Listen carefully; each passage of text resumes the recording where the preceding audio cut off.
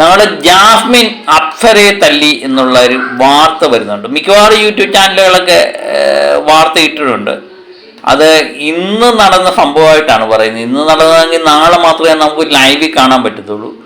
രാവിലെ സംഭവം നടന്നതായിട്ടാണ് പറയുന്നത്. നാളെ അപ്സരയുടെയും മാതാപിതാക്കളൊക്കെ ബിഗ് ബോസ് ഹൗസിൽ എത്തുകയാണ്.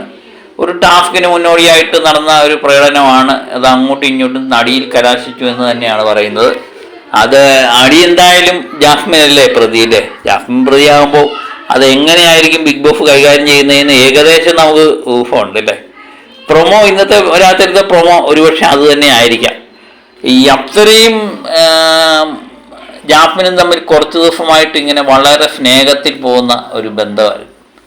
കാരണം അതിൻ്റെ ഒരു വാങ്ങലായിരുന്നു ഇന്ന് രാവിലെ നമ്മൾ കണ്ടത്. ജിൻഡോയുമായിട്ട് ജാസ്മിൻ കൊമ്പ് കോർക്കാനുള്ള ഒരു കാരണം അപ്സരയുടെ ഒരു പരദൂഷണം തന്നെയാണ്. കാരണം അപ്സര ഉള്ളപ്പം ജിൻഡോ ജാസ്മിൻ്റെ വീട്ടുകാരെ പറ്റി പറഞ്ഞു എന്നാണ് ജാസ്മിൻ പറയുന്നത്. അത് ജാസ്മിൻ കേട്ടില്ല, പക്ഷേ അത് അപ്സര കേട്ടു. അപ്സര എന്ന് നമ്മുടെ ജാസ്മിൻ്റെ കാതിൽ മന്ത്രമോദി.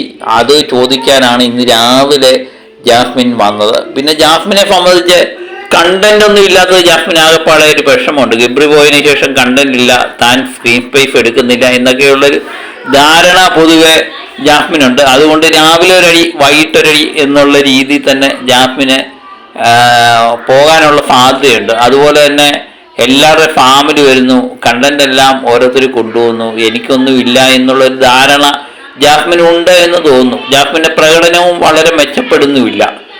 അപ്പം അതിന് മുന്നോടിയായിട്ടായിരിക്കും ഇന്ന് ജിൻഡോയായിട്ട് കൊമ്പ് കോർക്കുന്നത്. അപ്പം നാളെ രാവിലെ എന്ത് വിഷയത്തിൻ്റെ പേരിലാണ് ഇവർ തമ്മിൽ കൊമ്പ് കോർക്കുന്നത് എന്നറിയില്ല. അപ്സരയെ ജാസ്മിൻ തല്ലി എന്ന് പറയുന്നു.